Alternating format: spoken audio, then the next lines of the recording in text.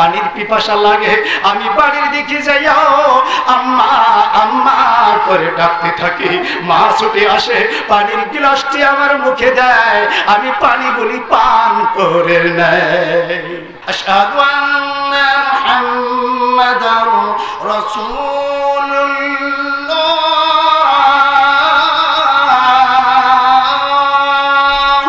ওই যে জগৎ বিখ্যাত বলা যায় পীরানে পীর, যার নাম রেখে লেখা হয় গৌসুল আজম, যার নাম বিনাও যদি বললে দেশের মাটিতে পশম কাটা যায়।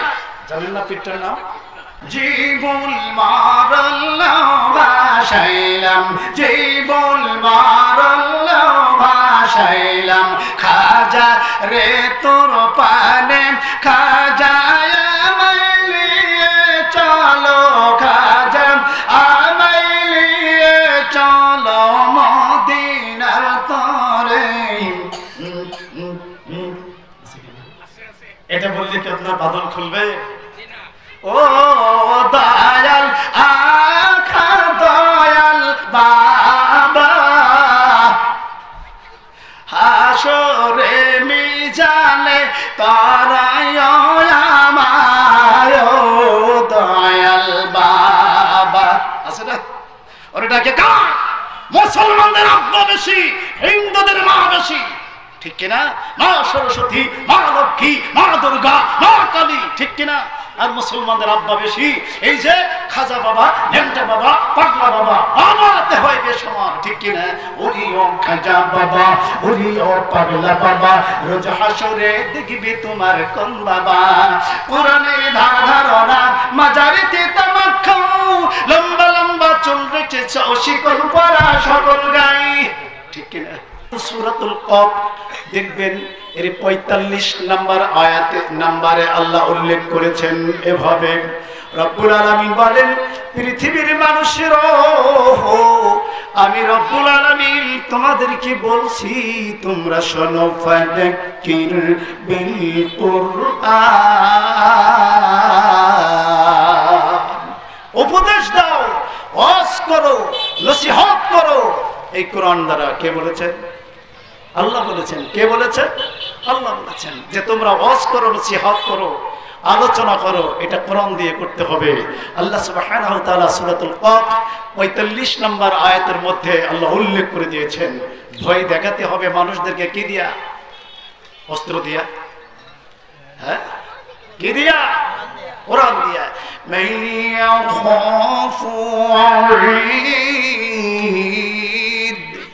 ভয় দেখাও এটা দ্বারা কাদেরকে? মানুষদেরকে।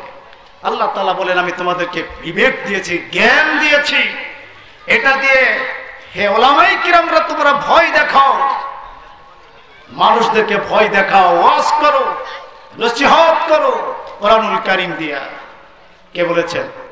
আল্লাহ। আল্লাহর ভাষায় আরো শুনুন, আল্লাহ সুবহানাহু ওয়া তাআলা আরো আমাদেরকে জানিয়েছেন সূরাতুল গাশিয়া ৩০ নম্বর পারার ২১ এবং ২২ নম্বর আয়াত। আল্লাহ বলছেন এভাবে, ফাযাক্কির ইন্নামা আনতা মুযাক্কির, উপদেশ দাও নবী, তুমি উপদেশ দাও, মানুষদেরকে নসিহত করতে থাকো, আর তোমাকে আমি একজন উপদেশ দাতা ছাড়া আর কিছুই করি নয়। কে বলেছেন? আল্লাহ। আল্লাহ পাক আরো জানিয়ে দিচ্ছেন সূরাতুল মায়েদা আয়াত নাম্বার ৬৭ আল্লাহ উল্লেখ করে দিয়েছেন এভাবে, ইয়া আইয়ুহার রাসূল, হে আমার রাসূল আপনাকে বলছি, বাল্লিগ মা উনসিলা ইলাইকা মির রাব্বিক, আপনার প্রভুর পক্ষ থেকে যে কিতাব নাজিল হয়েছে এটা আপনি পৌঁছে দিন। এটা পৌঁছে দিতে বলেছেন কে? আল্লাহ। বন্ধুরা আমার, এটা গেল যারা আলোচনা করবে, তাবলীগ করবে, তাদেরকে ভাবে আল্লাহ বললেন, কিন্তু যারা শ্রোতা থাকবে তাদেরকেও আল্লাহ হুঁশিয়ারি করেছেন, তোমরা যারা শ্রোতা থাকবে তাদেরকেও কোরআন শুনতে হবে, ঠিক কিনা? আল্লাহ পাক আমাদেরকে জানিয়ে দিলেন সূরাতুল হুজুরাত আয়াত নাম্বার ৬, ইয়া আইয়ুহাল্লাযীনা আমানু ইন জাআকুম, রব্বুল আলামিন বলেন, ওহে মুমিনেরা, ওই যশোর থেকে মুত্তালিব সাহেব চলে এসেছে ঢাকা ভাগিদিয়া। উনি যে কথাগুলি বলে তোমরা সে কথাগুলি যাচাই বাছাই করবে। কে বলেছেন? আমার কথা যাচাই বাছাই করতে হবে। কে বলেছেন এটা? আল্লাহ বলছেন, যে আল্লাহ বলছেন জাকুম ফাসিক বিনাবাইন ফাতাবাজ্জানু, তোমরা ওনার কথা শুনে যত আলোচনা হবে এগুলি শুনবে, যাচাই বাছাই করবে, তারপরে ওনাদের কথা গ্রহণ করবে। ঠিক কিনা বন্ধুরা আমার? এই কথাটি বিশ্বনবী মুহাম্মদুর রাসূলুল্লাহ বলেছেন। আপনি দেখবেন সহিহ মুসলিম মিশকাত হাদিস নাম্বার কিতাব সুন্নাহ আঁকড়ে ধর অধ্যায় প্রথম খণ্ড হাদিস নাম্বার 149 বিশ্বনবী বলেন, কাফা বিল মারিল কাযিব ইউহাদ্দিদ বিকুল্লি মা সামিআ। বিশ্বনবী বলেছেন ওই ব্যক্তির থেকে ডাহা মিথ্যুক কে হতে পারে যা শুনে তাই প্রচার করে। তাহলে আমরা যা শুনবো এগুলো যাচাই বাছাই করে প্রচার করতে হবে। মুহাম্মদ সাল্লাল্লাহু আলাইহি ওয়াসাল্লাম বলেছেন। রাজি আছেন তো? হ্যাঁ, না এমনিতে মোটামুটি যাচাই বাছাই তো করতেই হবে। আপনার আমার জ্ঞান দিলেন আল্লাহ, আপনাকে আমাকে বিবেক দিয়েছেন, জ্ঞান দিয়েছেন। এই জ্ঞান আল্লাহর বড় নিয়ামত। বন্ধুরা আমার, আমাদের সামনে অনেক মানুষ আছে তাদের জ্ঞান নাই, তারা বোকার মতো দাঁড়িয়ে থাকে, হাসতে থাকে, কথা বলতে পারে না। অনেক মানুষের দুটি পা নাই, অনেক মানুষের দুটি হাত নাই। এমন মানুষগুলি এভাবে মাটি দিয়ে তারা চলতে থাকে। ঠিক কিনা? গায়ে কাদা লেগে যায়, আর পচা কত যে নোংরা কিছু তাদের শরীরে লেগে যায়, কিন্তু এভাবে চলতেই হবে। ও আমার বন্ধুরা, আমি একটি ঘটনা না বলে পারি না। মহান আল্লাহ মানুষদেরকে কত সুন্দর করে সৃষ্টি করেছেন। একটা ঘটনা বলি। আমি আপনার পঞ্চগড় ঠাকুরগাঁও খান থেকে ট্রেনে চলে আসছিলাম। বন্ধুরা আমার পাশে যিনি বসেছেন তার একটা অন্ধ মানুষ, তার দুটি চক্ষু নয়। বন্ধুরা আপনারা জানেন ওই ট্রেনের মধ্যে অনেক মানুষ ফকির থাকে, ভিক্ষাবৃত্তি করে। দেখবেন যে দেখবেন অনেকের হাত নাই, অনেকেরই দুটি পা নাই, অনেকেরই দুটি চক্ষু নয়। এমন অনেক মানুষ উঠতে থাকে। আমি ওই দিন দেখছিলাম একটা মানুষকে, ওই মানুষটি আমি দেখছিলাম তার দুটি হাত এখান থেকে নাই। এভাবে ঘাড়ের উপর দিয়ে একটা প্যাকেট ঝুলানো আছে, ওই প্যাকেটের মধ্যে উনি টাকা চাচ্ছেন আর দেওয়া হচ্ছে। বন্ধুরা আমার, অনেক মানুষ টাকা দিচ্ছে, অনেকে দেয় না। আমাদের কাছে যখন চলে আসলো, আমি যা পারলাম তাকে কিছু দিয়ে দিলাম। ওরে আমার বন্ধুরা, একটা হাতের কত দাম, একটা পায়ের কত দাম বোঝাবার জন্য বলছি। জ্ঞানী মানুষের কত দাম, যার জ্ঞান নাই তার কি দাম, এটা বোঝাবার জন্য আমি গল্পটা বলছি। এটা হাদিস কোরআনের নয়। আমার বন্ধুরা, ওই মানুষটি যখন আমাদের কাছে চলে আসলেন, আমি এভাবে কিছু টাকা তার প্যাকেটের মধ্যে দিয়ে রাখলাম। কিন্তু অন্ধ ব্যক্তি, সে তো চোখে দেখে না, ওর হাত আছে কিনা, চোখ আছে কিনা কিছুই দেখতে পাচ্ছে না। উনি টাকা বের করে এভাবে ধরে রাখলেন আর বলছেন, এই যে টাকা নাও, টাকা নাও, টাকা নাও। টাকা নিতে পারে না। এক পর্যায়ে অন্ধ ব্যক্তি ধমকের স্বরে বলল, কি হয়েছে তোমার? তুমি এই যে দেখতে পাও না, আমার দুটি চক্ষু নয়, আমি যে টাকা বের করে ধরে রাখছি, তুমি কেন টাকা নিচ্ছ না? কি হয়েছে তোমার? জবাবে ওই ফকির বলতে শুরু করলো, ও আমার প্রাণের ভাইজান রে, মহান আল্লাহ আপনার দুটো চক্ষু দেন নাই, আমি রব্বুল আলামিনের পক্ষ থেকে দুটি হাত যদি পেতাম, আপনার এত চোখের এই যে গরমটা আমাকে দিলেন, এত চোখ রঙিয়ে কথা বললেন, আমি আপনার এইটা দেখতাম না। অন্ধ মানুষ সঙ্গে সঙ্গে হৃদয়টা বিগলিত হয়। হায় রে, আমি কেন তাকে ধমক দিলাম? ফকিরের কাছে ডাকা হলো, ডাকিয়ে ওনাকে বসালেন। বসানোর পরে জিজ্ঞাসা করছে, কি হয়েছে তোমার? বলে, আমার আমার দুটি হাত আমার আল্লাহ দেননি, তুমি কেমনে আহার করো, পানি পান করো বলো।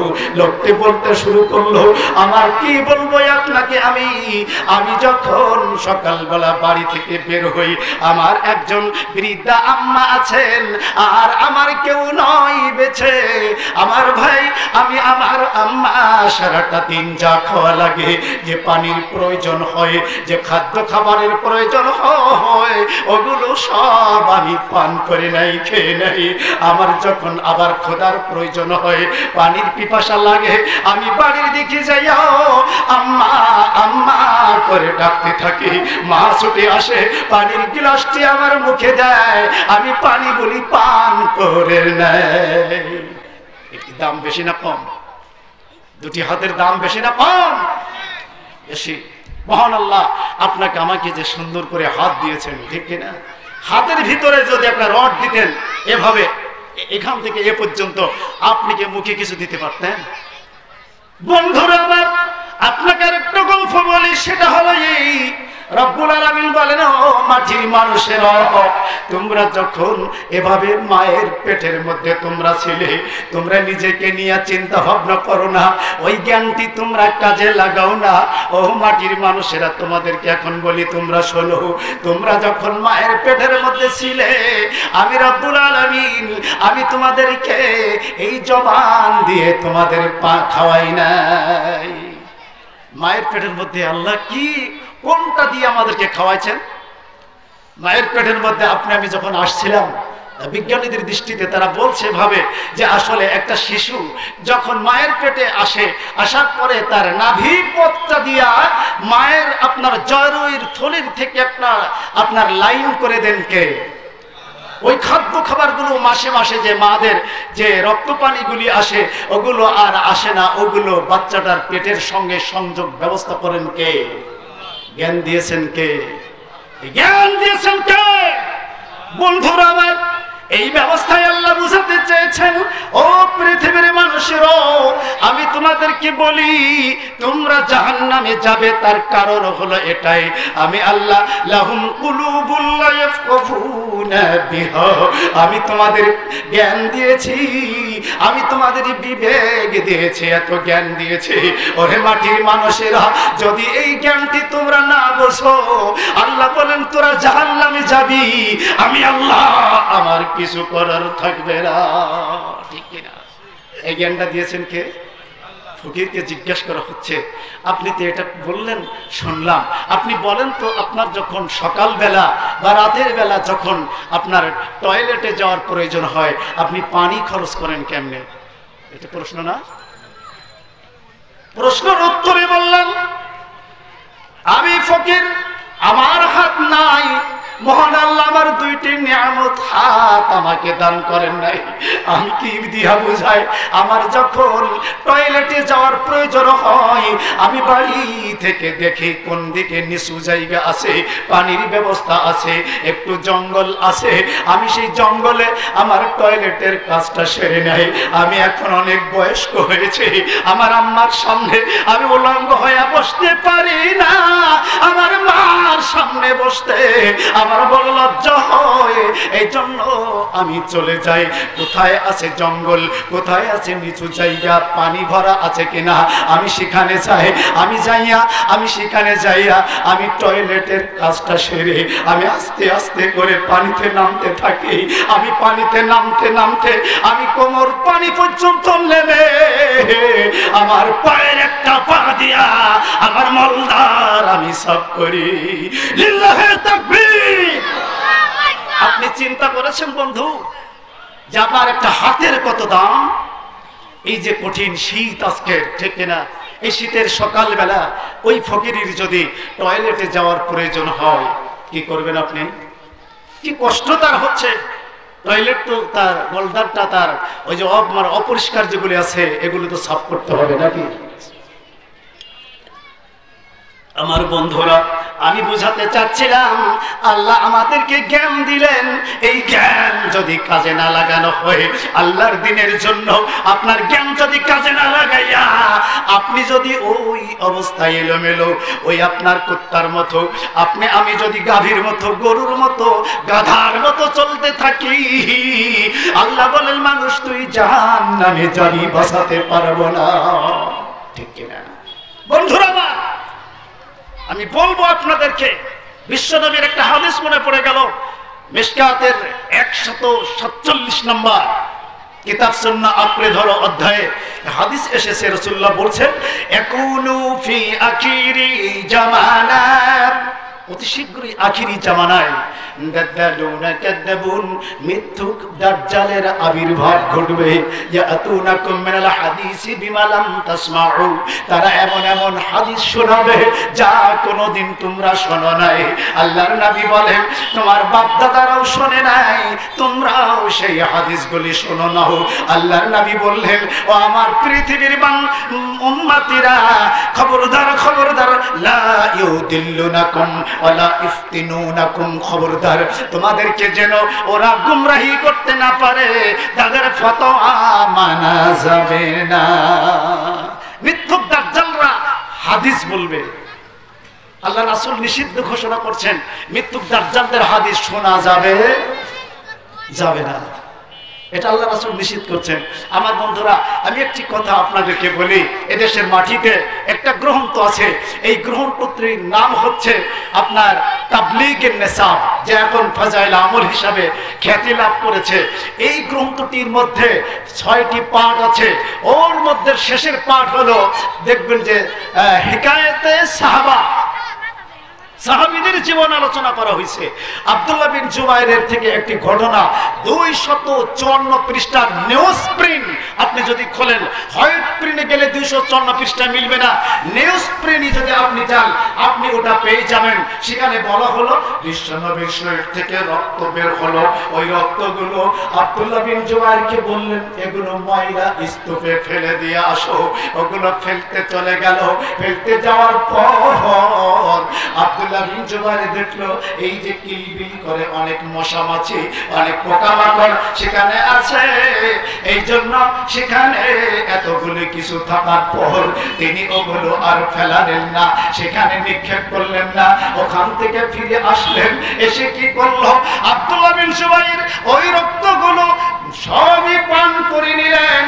পান করে নেওয়ার কিছুক্ষণ পর আল্লাহর নবীর কাছে চলে গেলেন। বিশ্ব নবী জিজ্ঞাসা করছে ও আব্দুল্লাহ বিন জুবাইর, আমি যে রক্তগুলো তোমাকে দিয়েছিলাম তুমি কি সেগুলি কি ফেলে দিয়ে এসেছো? বলছে না না আল্লাহর নবী, আমি ওগুলো ফেলানো ভালো মনে করি নাই, এগুলো আপনার পুত এবং পবিত্র রক্ত, এগুলো মশা মাছি এবং পোকামাকড়ে খাবে, নোংরা জায়গাতে ফেলানো আমি ভালো মনে করি না ইয়া রাসূলুল্লাহ, ওগুলো আমি সব পান করে নিয়েছি। আল্লাহর নবী বললেন শোনো শোনো আব্দুল্লাহ বিন জুবাইর, যেই শরীরে মুহাম্মাদের রক্ত প্রবেশ করবে ওই শরীর কোনদিন জাহান্নামে ঢুকবে না। কি পড়বেন? নাউজুবিল্লাহ বলেন। ঘটনা মিথ্যা, ঘটনা কি মিথ্যা। শুনতে ভালো লাগলো না ভাই? ঘটনা যে মিথ্যা কেন? এটার কাছে দাঁড়াতে পারছে না। এই যে সূরাতুল মাইদা আয়াত নম্বর 3, সূরাতুল বাকারা আয়াত নম্বর 173, আপনি যদি খোলেন দেখবেন এর বিরুদ্ধে চলে গেছে এটা। এজন্য আল্লাহ সুবহানাহু ওয়া তাআলা এখন বলছেন যে হবে না। উরিমাতু আলাইকুমুল মাইতাতু ওয়াদ-দাম, হারাম করা হলো তোমাদের জন্য মৃত বস্তু এবং প্রবাহিত রক্ত। মুহাম্মদ সাল্লাল্লাহু আলাইহি সাল্লামের আরেকটা ঘোষণা দিয়েছেন আল্লাহ পাক, আপনাদেরকে একটু বলি।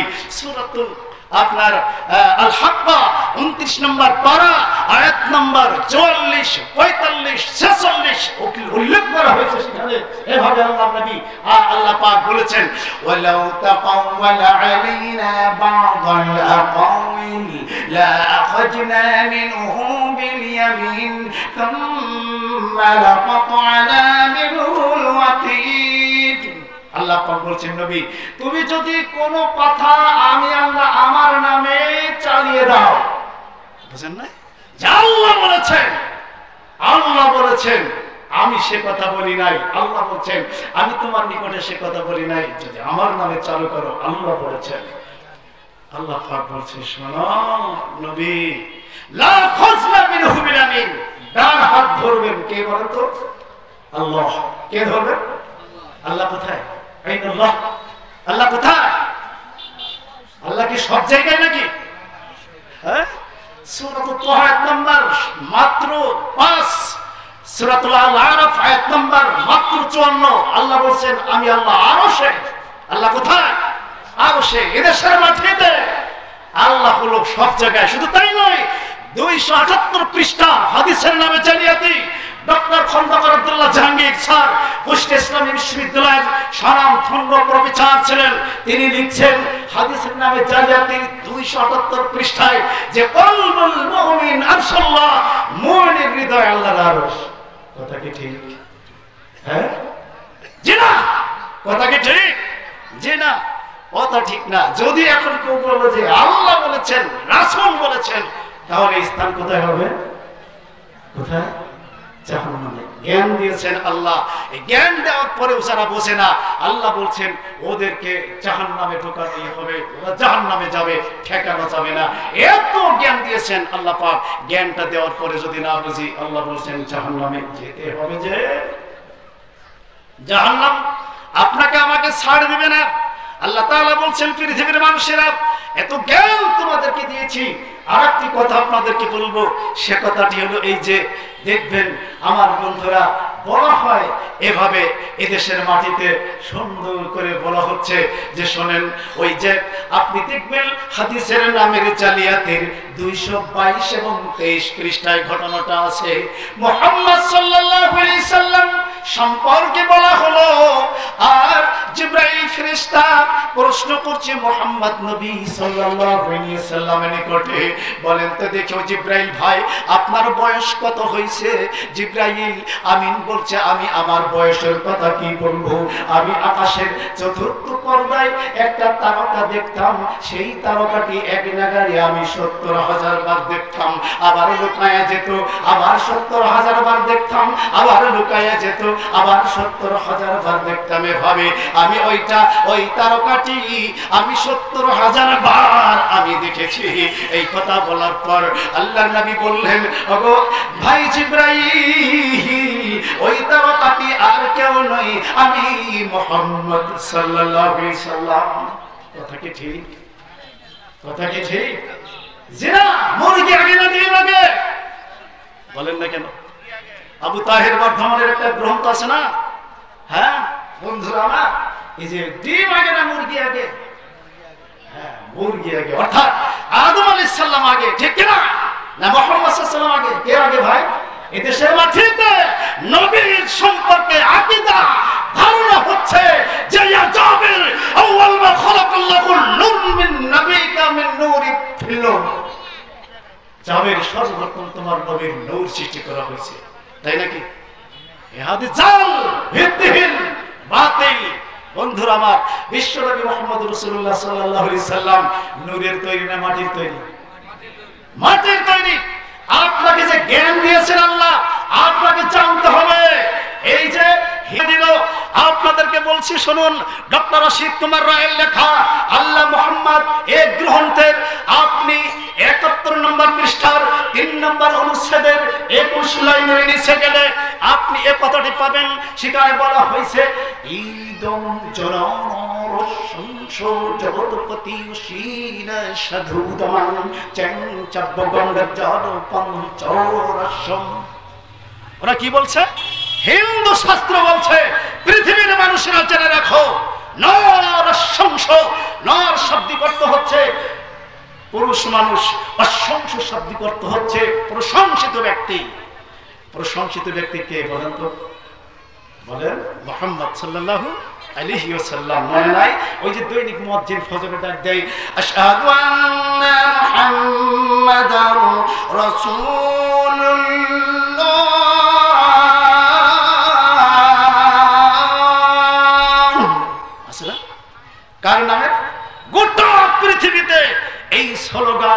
আছে কি ভাই? কবি নজরুল কি বলল? একই ভাবে বলছে, মুহাম্মদ নাম প্রথম কে বা ডাকিবি, কার নামে রই মোহনবাসী জগৎ ভোলাইলে, বাসি যখন ভোরে বাজে মুমিন লোকের দিলে লাগে ওই বাসির সুরে, কার নামে রই মোহনবাসী জগৎ ভুলাইলে। ঠিক আছে না ভাই? ওই যে প্রথম ডাক দিচ্ছে মতিন, এই জন্য বিশ্বনবী মুহাম্মদ রাসূলুল্লাহ সাল্লাল্লাহু আলাইহি ওয়াসাল্লাম আল্লাহ পাক তার শানে সূরাত সাফ 28 নম্বর পারার মধ্যে উল্লেখ করলে ভাবে মিন বাদি ইসমুহু আহমদ, আমার পরে যিনি নবী আসবেন তার নাম হবে আহমদ। সুবহানাল্লাহ, অধিক প্রশংসিত। মুহাম্মদ শব্দের অর্থ হলো প্রশংসিত, আর আহমদ শব্দের অর্থ হচ্ছে অধিক প্রশংসিত। এই জন্য হিন্দু শাস্ত্র লিখতে বাধ্য হয়েছে বিশ্বনবী সম্পর্কে, মহাকলকি অবতার তিনি আসবেন। এভাবে তিনি বলছে ঈদং জনানার সংসদ, অর্থাৎ পুরুষ মানুষটা মহাকলকি অবতার, তিনি পুরুষ মানুষ থাকবেন, তিনি প্রশংসিত ব্যক্তিত্ব হবেন। সুবহানাল্লাহ কোন সমস্যা নাই, সুবহানাল্লাহ বলে সমস্যা নাই। কারণ এজন্য বলছি বন্ধু, আপনাকে আমাকে যে জ্ঞান দিয়েছেন মহান আল্লাহ, জ্ঞান কাজে লাগাতে হবে। এই জন্য বলছি সুবহানাল্লাহ, বলছি এই বলতে বললাম এই জন্য একটা কওল শোনেন মুহাম্মদ ইমাম আবু হানিফা রাহিমাহুল্লাহ। আপনাদেরকে একটু জানি, অনেক বিদ্বান এখানে আছেন, অনেক জ্ঞানী গুণী আলেম এখানে আছেন। সেখানে বলছে হাকিকাতুল ফিকহ 79 নম্বর পৃষ্ঠা, আপনি যদি খোলেন দেখবেন তার ছাত্ররা প্রশ্ন করছে ইদা কুলতু কওলান ইউখালিফ কিতাবুল্লাহ, হে জগৎ বিখ্যাত ইমাম আবু হানিফা রাহিমাহুল্লাহ, আপনার কোন কথা যদি এই কিতাবটির বিপক্ষে যায়, আমরা কি এই কিতাবের কথা মেনে নেব না আপনারটা মানব? কি করব বলেন তো দেখি। জগৎ বিখ্যাত ইমাম আবু হানিফা রাহিমাহুল্লাহ জবাব দিচ্ছেন, ওয়ালাত্রুক কিতাবুল্লাহ, আমার কথা বাদ দিয়ে তোমরা আল্লাহর কিতাবকে মেনে নাও। সুবহানাল্লাহ। আমি হাদিসে এই যে ইমাম আবু হানিফার কওলকে অনুযায়ী যদি ইমাম আবু হানিফাকে মানি, সমস্যা আছে? এখন সমস্যা আছে? উনি কি মানতে বলছেন? কোরআন। উনি বলছেন কোরআন মানতে, অর্থাৎ কোরআন মানাতে এখন কোনো সমস্যা নাই। তারপরে প্রশ্ন করা হচ্ছে ইদা কুলতু কওলান ইউখালিফ খায়রাল কালামি রাসূলুল্লাহ সাল্লাল্লাহু আলাইহি সাল্লাম, আপনার কোন কথা যদি মুহাম্মদুর রাসূলুল্লাহ সাল্লাল্লাহু আলাইহি সাল্লামের কথার বিপরীত হয়, তাহলে আমরা কি করতে পারি?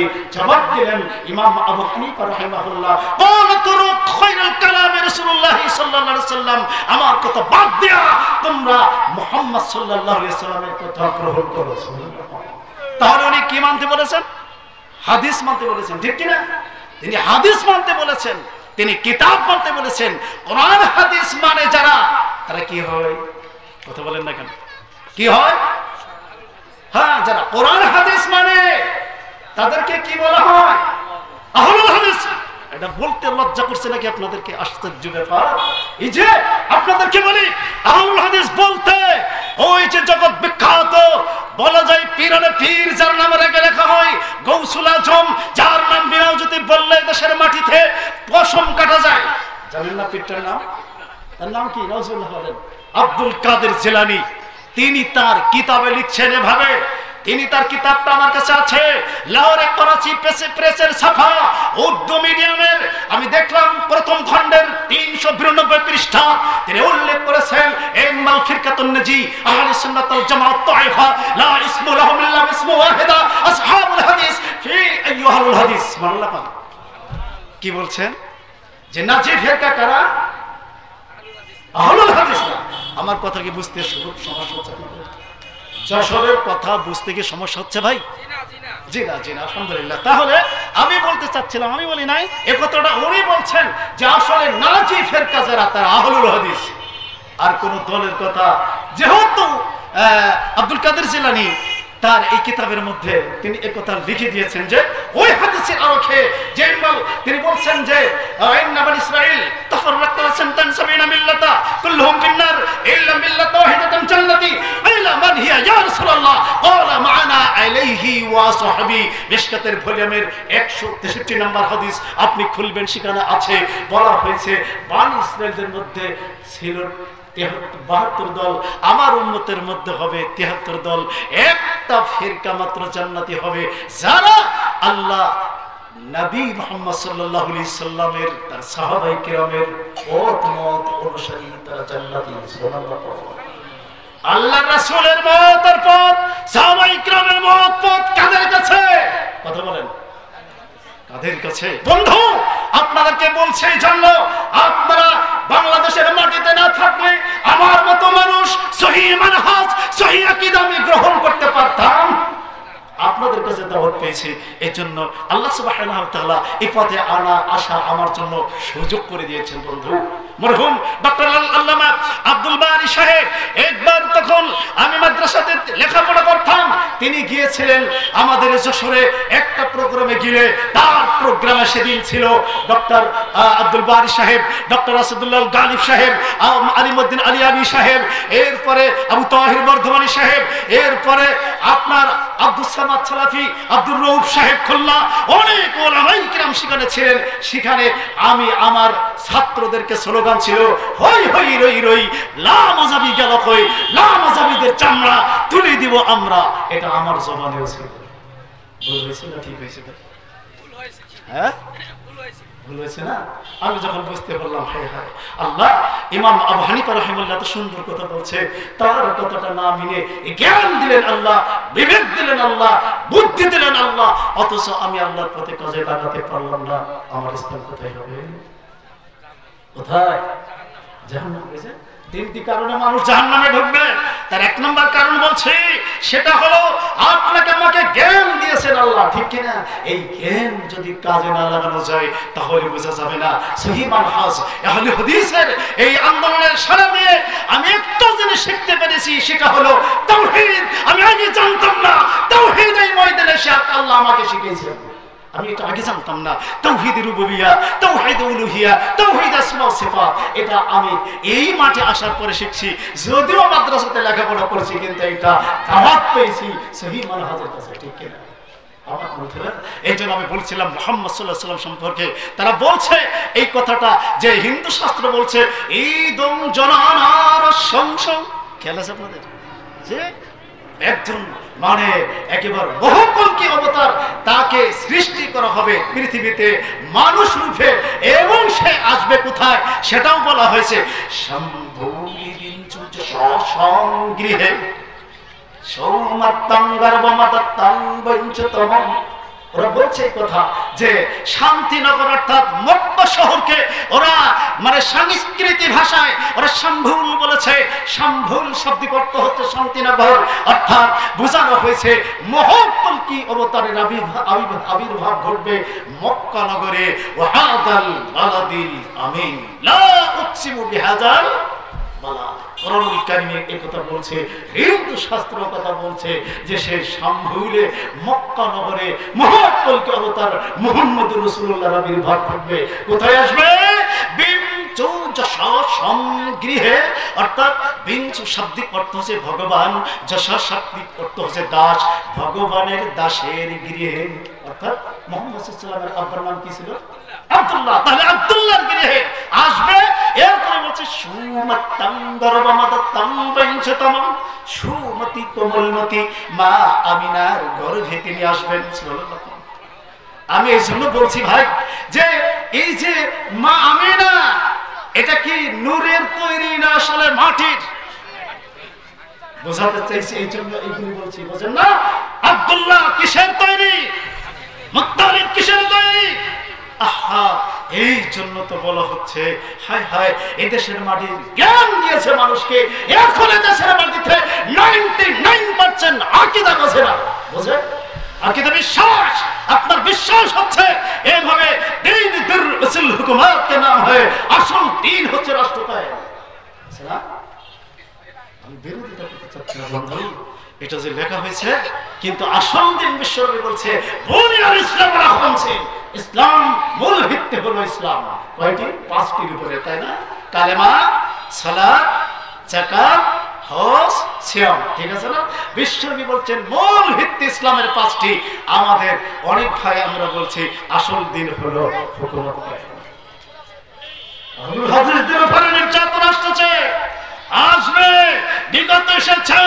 হক কথা বলার কারণে আমার বন্ধুরা আপনাদেরকে বলছি, তাওহীদ আমাদেরকে মানতে হবে। বিবেক দিয়েছেন মহান আল্লাহ, জ্ঞান দিয়েছেন মহান আল্লাহ। এই জ্ঞানটা যদি কাজে না লাগাই, যেতে হবে কোথায়? জাহান্নামে। জাহান্নামে যে যাওয়া লাগবে বন্ধু। কিভাবে জাহান্নাম থেকে বাঁচাতে পারা যাবে মানুষগুলিকে? আল্লাহ আমাদের বড় চিন্তা হয় বন্ধু। আপনাদেরকে বলি, এদেশের মাটিতে তাওহীদের রুবুবিয়্যাহ মানে ওটা আবু জাহেল মানতো, আর ফিরআউন মানতো, ওর নমরুদ মানতো, কিন্তু তাওহীদ উলুহিয়াত মানতো না, তাওহীদ আসমা সিফাত মানতো না। আসমা সিফাত আছে না? ইমানে মুজমানে আছে না? আমানতু বিল্লাহি কামা হুয়া বিআসমাইহি ওয়া সিফাতিহি ওয়া ক্বাবিলতু জামিয়া আহকামিহি ওয়া আরকানিহি আছে না? হ্যাঁ, আল্লাহ তোমার উপর ঈমান আনছি, আর তোমার যাবতীয় সিফাতি নামের উপরেও ঈমান আনছি। আল্লাহর সিফাতি নাম কতগুলি? কতগুলি বলেন না কেন? 99টি। কয়টি? 99টি। জাতি নাম একটি, আল্লাহ, তাই না? এখন সিফাতি নাম হলো 99টি। আস-সামিউ আল-বাসীর আছে না? হ্যাঁ আছে না? তাহলে আল্লাহ দেখেন, কি দিয়ে দেখেন? আল্লাহ কি আছে? এই যে আকীদা হলো আমাদের, যে আল্লাহ সুবহানাহু ওয়া তাআলা আল্লাহর চোখ আছে, আল্লাহর চোখ আছে। সূরা তাহা 39 নম্বর আয়াত আল্লাহ চোখের কথা বলেছেন। সুবহানাল্লাহ। আমার বন্ধুরা, আল্লাহর চোখ আছে, আল্লাহর পা আছে, আল্লাহর হাত আছে, আল্লাহর হাত আছে। আপনি সূরাতুস সাদ 71 নম্বর আয়াত খুললে আল্লাহর হাতের কথা পাইবেন। আমার বন্ধু, আল্লাহর পা আছে। আপনি সূরাতুল কলাম 29 নম্বর পারার 30 এবং 31 নম্বর আয়াত পড়লে আপনি সেখানে পায়ের কথা পাবেন। হাদিসে স্পষ্ট উল্লেখ করা হয়েছে, আপনি দেখবেন 5695 নম্বর হাদিসে বলা হয়েছে, আল্লাহ সুবহানাহু ওয়া তাআলা জাহান্নামের মধ্যে মানুষগুলোকে ঢুকাই দেওয়ার পর আল্লাহ বলতে থাকবেন, ইয়াউমা লাকুলু লিজাহান্নামা হালিম তালাআতি ওয়া তাকুলু হাল মিন মাজিদ। জাহান্নাম, তুমি কি পূর্ণ হয়েছো? তোমার পেটে কি ক্ষুধা আছে? জাহান্নাম হা করে বলবে, হালিম তালাআতি ওয়া তাকুলু হাল মিন মাজিদ। আল্লাহ, আরো কিছু আছে কি? আল্লাহ, আমার তো এখনো ক্ষুধা মেটেনি। আল্লাহ কি করবেন? হাত্তা ইয়াদাল্লাহু রিজলাহু, আল্লাহ তার পা রাখবেন। কি রাখবেন? আল্লাহ পা রাখবেন। তবে আল্লাহ মানুষের মতো নন, আল্লাহ হাতে ঘোড়ার মতো নন। এই পাতা সূরাতুশ শুআরা আয়াত নম্বর 11 বলা হলো, লাইসা কামিসলিহু শাইউন ওয়া হুয়াস সামিউল বাসীর। আল্লাহকে তোমরা কোনো বস্তুর সদৃশ্য মনে করো না, তবে তিনি শোনে এবং দেখে। বুঝেন না? শুনতে গেলে কান লাগে, দেখতে গেলে চোখ লাগে। এখন আল্লাহ তাআলা আমি পত্র এই যে হাদিসটি বলছি, এই হাদিসের মধ্যে 5696 নম্বর হাদিস মিশকাতের ভলিউমে বাব জাহান্নাম অধ্যায় আপনি খুললেই পাবেন। আল্লাহ তাআলা জাহান্নামের উপরে পা রাখলে জাহান্নাম বলবে, পত্তন পত্তন পত্তন, ইজ্জতের কসম, আল্লাহ পা উঠাও, পা উঠাও। তাহলে আল্লাহ কি আছে? পা আছে। এই দেশের মাটিতে আল্লাহ যে নিরাকার, ঠিক আছে? আকীদা কোথায়? যদি ঈমান ভঙ্গ হয়, মাসালা আমরা জানি না, ওযু ভঙ্গের মাসালা আমরা জানি, সিয়াম ভঙ্গের মাসালা জানি, সালাত ভঙ্গের মাসালা জানি, কিন্তু ওযু ভঙ্গ হয়, ঈমান ভঙ্গ হয়, এই কথা আমরা জানি না। এই যে এই কিতাবটা আপনি খুলবেন, সূরাতুল মায়েদা আয়াত নম্বর 5 এর শেষের দিকে দেখবেন আল্লাহ বলেন ঈমান ভঙ্গ হয়। কি ভঙ্গ হয়? আল্লাহ বলেন, ওয়ামান ইয়াকফুর বিল ঈমান, যে ব্যক্তি ঈমান অস্বীকার করলো, ফাকাদ হাবিতা আমালুহু, তার সকল আমল বাতিল, ওয়া হুয়া ফিল আখিরাতি মিনাল খাসিরিন, আখিরাতে সে চরম ক্ষতিগ্রস্ত হবে। আপনার আকীদা যে ভ্রান্ত রয়েছে, আপনি যে নবীকে নূরের নবী মনে করেন, আল্লাহ সুবহানাহু ওয়া তাআলাকে আপনি নিরাকার মনে করেন, আল্লাহ তাআলাকে আপনি সর্বত্র বিরাজমান মনে করেন, আপনার আকীদা, আপনার ঈমান বাতিল। ঈমান বাতিল, এটা সম্পর্কে জিজ্ঞাসাবাদ করা হবে বন্ধু। এই জন্য বলছিলাম, আপনার আমার জ্ঞান দিয়েছেন, ফজরের সালাত আদায় করা লাগবে কি লাগবে না ভাই? লাগবে, হ্যাঁ লাগবে। বিশ্বনবী মুহাম্মদ সাল্লাল্লাহু আলাইহি ওয়াসাল্লাম বলেন, সহিহ বুখারী হাদিস নাম্বার 1076, নবী বলেন যে নামাজ সালিসিন ইয়াজরি বিউকদাতিল, একজন মানুষ যখন ঘুমায়া যায় তার শরীরে শয়তান 3টি বাঁধন দেয়, বাঁধন দিয়ে বলতে থাকে, লাইলে তাওবাইলিন কওদু, এখন দিন রাত ঘুমায়া যাও। ফেসবুক চালাও, ইন্টারনেট চালাও, ফেসবুক চালাও, রাত ভর ইন্টারনেট চালাও, সকালবেলা যেন শয়তান তোমাকে সালাতে নিয়ে যেতে না পারে, এই জন্য শয়তান যুবক যুবতীদের কাছে সুসুরি দিচ্ছে, এভাবে নেট চালা, উলঙ্গ ছবি দেখ। ঠিক কি না? মুহাম্মদ সাল্লাল্লাহু আলাইহি ওয়াসাল্লাম বলছেন, তুমি যখন ঘুমাতে যাবে শরীরে তোমার তিনটি বাঁধন দিয়ে একথা বলতে থাকে ইবলিস শয়তান বলতে থাকে। নবী বলেন ফাইন যাকারাল্লাহ ইন হাল্লাত উকদাতান, সকালবেলা ঘুম থেকে জেগে যদি কোনো মানুষ আমি আল্লাহ আমার নামের একটা জিকির দেয়, শয়তানের বাঁধন একটা খুলে যায়। সুবহানাল্লাহ। কি জিকির দিবেন? এই যে আলহামদুলিল্লাহ আলহামদুলিল্লাহ। তাহলে জিকির দেশের মাটিতে শঙ্কু আছে, আছে কিনা? জীবন মারাল্লাহ ভাসাইলাম, জীবন মারাল্লাহ ভাসাইলাম, খাজা রে তোর পানে, খাজা আমাইলিয়ে চলো, খাজা আমাইলিয়ে চলো মদিনার তরে। এটা বললে কি আপনার বাঁধন খুলবে? ও দয়াল আখা দয়াল বাবা, হাসরে মিজানে তারায় আমায়, ও দয়াল বাবা। আছে না? ওর এটাকে কার? মুসলমানদের আব্বা বেশি, হিন্দুদের মা বেশি। ঠিক কিনা? মা সরস্বতী, মা লক্ষ্মী, মা দুর্গা, মা কালী। ঠিক কিনা? আর মুসলমানদের আব্বা বেশি। এই যে খাজা বাবা, লেমটা বাবা, পাগলা বাবা, বাবাতে হয় বেসমান। ঠিক কিনা? ওরি ও খাজা বাবা, ওরি ও পাগলা বাবা, রোজ হাসরে দেখবি তোমার কোন বাবা। কোরআনের ধারণা মাজারিতে তামাক্কাও, লম্বা লম্বা চুল রেখেছে শিকল পরা সকল গাই। ঠিক কিনা? আছে না? খাজা বাবা আমাদের দেশে আছে, বেশি না কম? খাজাকে ডাকলে আসলে নিষ্কৃতি পাওয়া মুশকিল হয়ে যাবে। ঠিক কিনা? আমার বন্ধুরা, জাহান্নামে যাওয়ার একমাত্র কারণ হলো আপনাকে যে জ্ঞান দিয়েছেন মহান প্রভু, এই জ্ঞান দেওয়ার পরেও যারা বুঝবে না, আল্লাহ বলেন তোরে জাহান্নামে ঢোকাবেন। ঠিক কিনা? আল্লাহর নবী বলছেন সকালবেলা ঘুম থেকে জেগে একটা জিকির দিতে হবে। 2272 নম্বর হাদিস মিশকাতের ভলিউমে, হাদিস বুখারী মুসলিম একযোগে বর্ণনা করছে। বলছে আলহামদুলিল্লাহিল্লাযী আহয়ানা বা'দা মা মাতানা ওয়া ইলাইহি। এই দোয়াটা পড়ার সাথে সাথে আপনার শরীর থেকে বাঁধন খুলে যাবে। সুবহানাল্লাহ। বন্ধু, এটা করতে হবে নাকি? হ্যাঁ, আল্লাহু আকবার। এই জিকিরটা যেন আমরা করতে পারি, আল্লাহ আমাদের তৌফিক দান করুন, বলেন আমিন। জিকিরটা কি? ওই যে আলহামদুলিল্লাহিল্লাযী আহয়ানা বা'দা মা মাতানা ওয়া ইলাইহিল নুশুর। এটা পড়লে আলহামদুলিল্লাহ আলহামদুলিল্লাহ। আর যারা না পড়েছেন তারা তো মুসিবত হয়ে গেছে। শয়তানের বাঁধন আপনার শরীরে লাগানো আছে, যে দেখতে পাচ্ছি। বিশ্বনবী মুহাম্মদ সাল্লাল্লাহু আলাইহি ওয়াসাল্লাম এরপরে বলছে ফাইন তাওয়াজ্জা ইন হাল্লাত উকতাতান, সকালবেলা এই কঠিন শীতে উযু করবে যারা, শয়তানের বাঁধন 2 নম্বরটা খুলবে তারা। সুবহানাল্লাহ।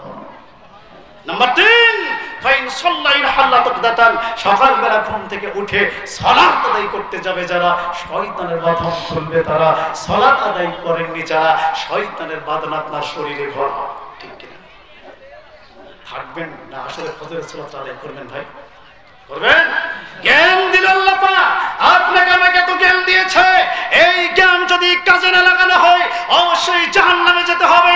জাহান্নাম থেকে বাঁচার 3টি কারণের 1 নম্বর কারণ হলো আল্লাহ বলছেন আমি জ্ঞান দিয়েছি, জ্ঞান দিয়েছি, বিবেক দিয়েছি, তোমাদেরকে হাফেজে কোরআন বানাইছি, মুফতি বানাইছি, মুহাক্কিক বানাইছি, ডক্টর বানিয়েছি, অসংখ্য জ্ঞানের অধিকারী তোমরা তোমাদের করা হয়েছে। এটা দিয়ে এত জ্ঞান দেওয়ার পরেও যদি তোমরা না বোঝো, কোথায় যাওয়া লাগবে? জাহান্নামে। বন্ধু, জ্ঞান দিছে। আরেকটু কথা বলি, সেটি হলো এই যে এদেশের মাটিতে একটা প্রাণী আছে, এই প্রাণীটির নাম হচ্ছে কুকুর। আছে কিনা? রাগ করেন না বন্ধু। কুকুরের 3টি স্বভাব। কয়টি? 3টি স্বভাব। নাম্বার 1, কুকুর স্বজাতির সঙ্গে আক্রমণ করে। নাম্বার 2, কুকুর অপরের হক নষ্ট করে দেয়। নাম্বার 3, কুকুর ভালো মন্দ সবটাই খায়। ঠিক কিনা? আপনাদেরকে একটু বলি, সেটি হলো কুকুর। এই যে জ্ঞান কুকুরের দিয়েছে সেটি হলো কি, যে কুকুর স্বজাতির উপরে আক্রমণ করে। আপনাদের এই যে মানিক দিয়ে একটা বাজার আছে না, মানিক দিঘি, হ্যাঁ, মানিক দিঘির একটা কুকুর যদি ফাইট দিয়ে আসে, এখানকার কুকুরই ওর উপরে আক্রমণ করে কিনা? কি করে? আমি এলাকার কমিশনার, ঠিক কিনা? এখন ওই কুকুরটা দেখবেন ভয় লেজটা গোটাইয়া পেটের মধ্যে দিয়ে দেয়, ঠিক কিনা? হ্যাঁ, বিগত সরকারের আমলে কি আমাদের অবস্থার কিছুটা এরকম হয়েছিল কিনা?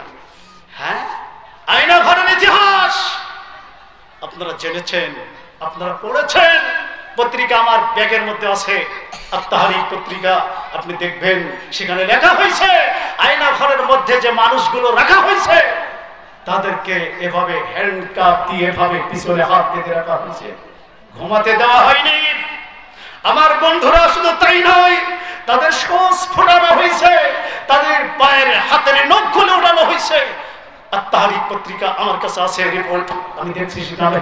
আমার বন্ধুরা, এই কাজগুলি আসলে জ্ঞানী মানুষের কাজ, জি না, জ্ঞানী মানুষের কাজ নয়। আমার বন্ধুরা, আল্লাহ সুবহানাহু ওয়া তাআলা চাইছেন যে এদের নির্যাতন আর কত সহ্য করবে বাংলাদেশের মুসলমানেরা।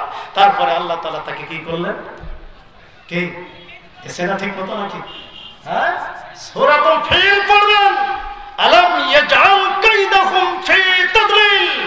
আব্রাহা যে চিন্তা ভাবনাটা করেছিল যে কাবা ঘর ভাঙতে হবে, 13টি হাতি সহ একেবারে আরো 60,000 পদাতিক বাহিনী নিয়ে, হাতির কাঁধে শিকল এক কাঁধে বেঁধে দিয়ে আর এক কাঁধে ওই যে কাবার ঘরে বাঁধে দিয়ে হাঁকিয়ে দিলে কাবা ঘর ভেঙে যাবে, এই কথা জানতে পারে ওরা আসলো।